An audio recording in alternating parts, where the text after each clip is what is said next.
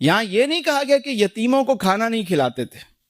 بچا ہوا کھانا تو انسان کتے کو بھی آگے ڈال دیتا ہے، کہیں بھی ڈال دیتا ہے. وہ 2 دیگیں بچ گئی مدرسے میں دے دو.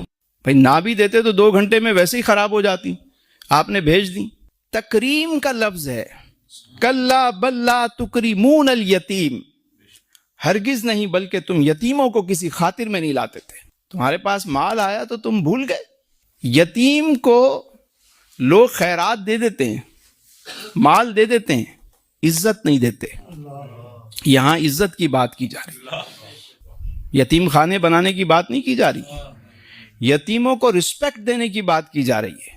مجھے آپ بتائیں، آپ نے کتنی ایلیٹ کلاس میں کبھی دیکھا ہو کہ کبھی بڑی بڑی تقریبات میں یہ پارٹی وہ، ابھی رمضان آ رہا ہے تو افطار پارٹی، کتنے غریبوں کو بلایا جاتا ہے. لوگ تو یتیم رشتہ داروں کو بلاتے ہی نہیں ہیں. عزت دینا تو بہت دور، اور بلا بھی لیا تو یہ کر لو وہ کر لو، کام پہ لگا دیا اسے. تمہیں شرم نہیں آتی؟ تمہارے پاس جب مال آیا تم نے ان کا خیال ہی نہیں کیا. کیونکہ یاد رکھیں، اللہ نے کسی کو تیل کا کنواں دیا ہے اور کسی کو چراغ دیا ہے. اللہ اکبر. بھائی تمہیں مال دیا، تم کہہ رہے ہو بڑا کرم ہے، تو یتیم اس کو کس نے کیا ہے؟ تمہیں آزمایا ہے تو اسے بھی تو آزمائش میں ہے.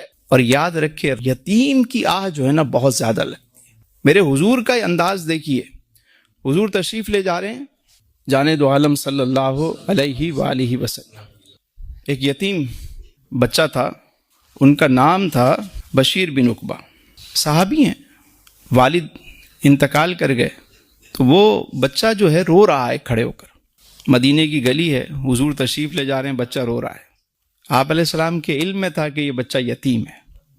دل جوئی کی، فرمایا تم چاہتے نہیں ہو کہ تمہارے والد محمد ہوں اور تمہاری والدہ جو ہے وہ عائشہ ہوں؟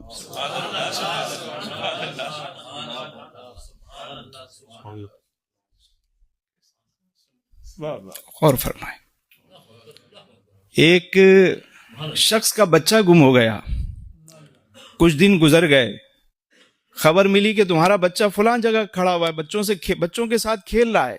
وہ صحابی جلدی جلدی اٹھ کر بھاگنے لگے.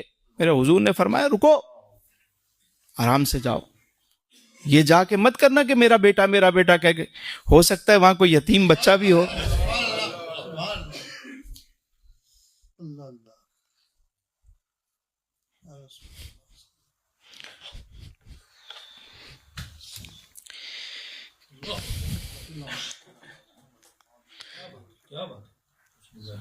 آج مجھے آپ بتائیں کہ یتیموں کا کتنا استحصال ہوتا ہے. بڑے بڑے